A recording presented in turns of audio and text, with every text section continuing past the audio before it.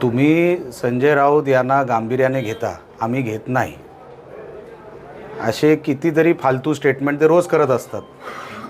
आणि तुम्ही पत्रकार म्हणून तुम्ही क्वालिफाईड पत्रकार आहात, प्रोफेशनल आहात. कोणाचे प्रश्न विचारायचे? ते कधी जनतेतून निवडून आलेत काय हो? त्यांच्याबरोबर एकतरी आमदार आहे का? काय त्यांची क्रेडिबिलिटी आहे समाजामध्ये? जो पत्रकारांच्या माईकवर थुकतो, जो एका महिलेला शिवीगाळ करतो, अर्वाच्य भाषेमध्ये वेगवेगळ्या नेत्यांबद्दल बोलत असतो, अशा व्यक्तींबद्दल तुम्ही प्रश्नही का विचारता? त्यांचं काम आहे ते काहीतरी, तुम्ही न्यूज बनवता त्याची.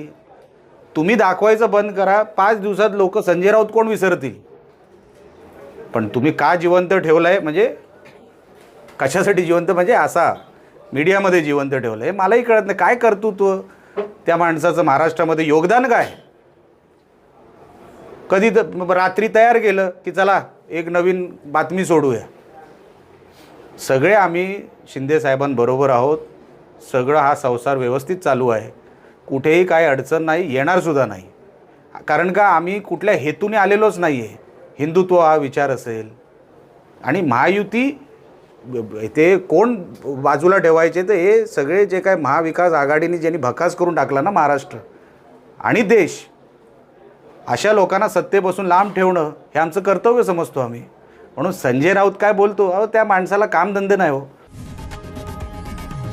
लोकशाही मराठी ऐका, पहा, जागरूक रहा.